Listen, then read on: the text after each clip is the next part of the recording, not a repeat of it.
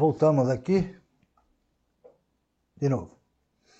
Voltamos então, amigos e amigas, para a segunda parte do programa, que nós vamos aqui falar de reforma administrativa. Eu vou pedir licença, a gente sabe que em primeiro lugar, eu vou pedir licença, porque a gente sabe que está aqui numa briga com a administração, e é sempre pau na administração, sempre pau na administração. Agora eu vou fazer um hiatozinho esta semana, apesar que no primeiro bloco eu já sentei a porrada, né? Mas eu vou fazer um hiatozinho para falar sobre outra administração, a administração federal, a administração do nosso país. Em primeiro lugar, eu tenho que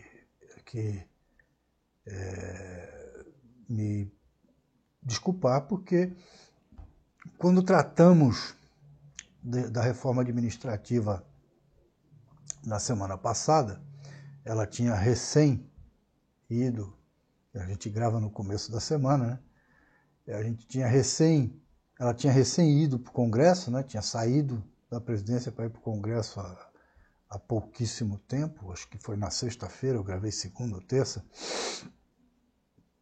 e na verdade eu não tinha feito a lição de casa ainda, porque a promessa do governo federal, ou a ameaça do governo federal, era mandar um projeto de lei regulamentando o serviço público federal, na forma como ele entendia, bom, enfim, eu ainda não tinha feito a lição de casa e não tinha visto que é uma PEC.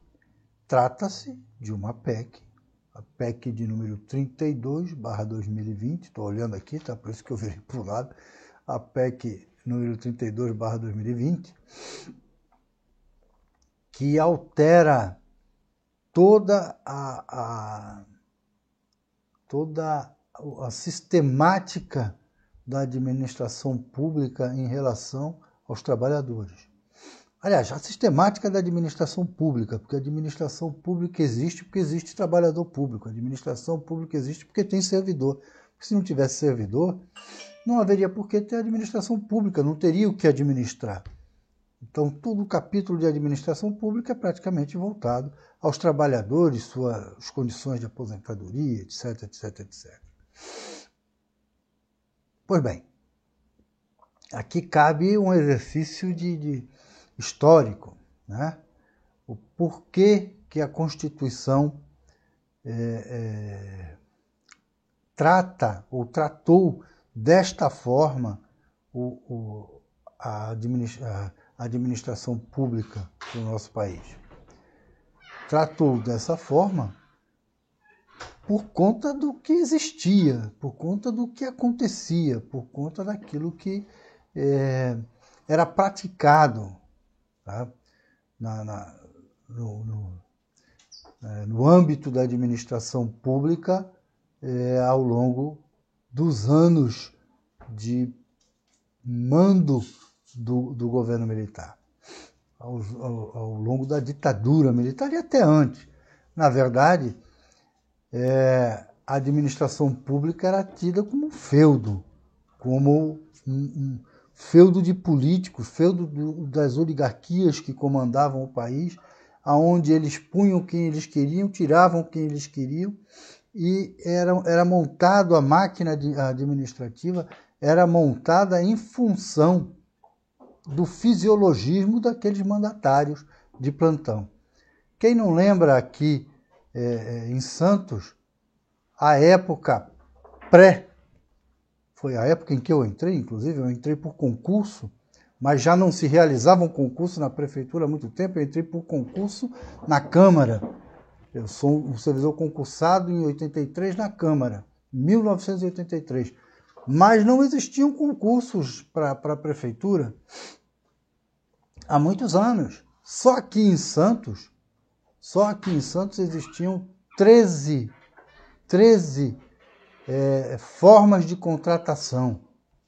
Só aqui em Santos nós tínhamos 13 regimes de contrato de trabalho para servidores públicos. Nós tínhamos regime seletista, nós tínhamos regime extranumerário sem estabilidade, nós tínhamos os contratados da DIMOI, nós tínhamos contratados da Prodesan, e tínhamos os estatutários, que eram todos mais velhos, eram todos mais antigos, porque não havia concurso público na prefeitura há muitos anos. Entrava-se quem o mandatário queria. Mandava-se embora quando o mandatário queria. Ou seja, nós, servidores públicos, não éramos empregados do Estado, éramos, a não ser aqueles estatutários e com estabilidade, éramos empregados do governo, que sazonalmente, com as suas mudanças, acabavam determinando formas de atuar aos seus trabalhadores que não condiziam com a prestação de serviço do Estado, e sim com aquilo que filosoficamente entendia aquele mandatário. Filosoficamente não, fisiologicamente entendia aquele mandatário. Só para a gente exemplificar essa brincadeira aqui. Não faz muito tempo, um funcionário público federal, ao arrepio da vontade do governo federal, do mandatário, do capitão, instaurou um procedimento de autuação e fiscalização numa área de floresta lá, com queimada. Eu não me lembro direito qual era o problema, mas ele foi lá, autuou, prendeu, tirou as máquinas e o presidente mandou prender o cara. Falou, olha, manda esse cara embora, não quero mais esse cara aqui. Ele não foi mandado embora porque era servidor do Estado. Ele era um servidor público concursado, estável. Ele não foi mandado embora. Cumpriu o seu dever, um dever de Estado, mas perdeu o cargo de chefia. Ele deve ter ido para a Somália, para a Sibéria, lá do governo federal. Mas o governo federal não pôde fazer o que queria, ou seja, subverter a prestação de serviço do Estado ao seu bel prazer, para facilitar a vida dos seus amigos. Era assim que acontecia antes da Constituição de 88. Tá? 13 regimes de contrato de trabalho, uma dificuldade imensa da população entender o que estava acontecendo e fiscalizar aqueles atos. E acontecia o que tinha que acontecer e não tinha muita conversa, não. A Constituição de 88 veio para acabar com isso, para democratizar o acesso ao serviço público, obrigando a fazer concurso público e a optar por um regime só de contrato de trabalho. Então você quer seletista? Tudo bem, então vai ser seletista, mas vai ser só seletista e os servidores vão entrar para o concurso público e ter estabilidade no cargo público.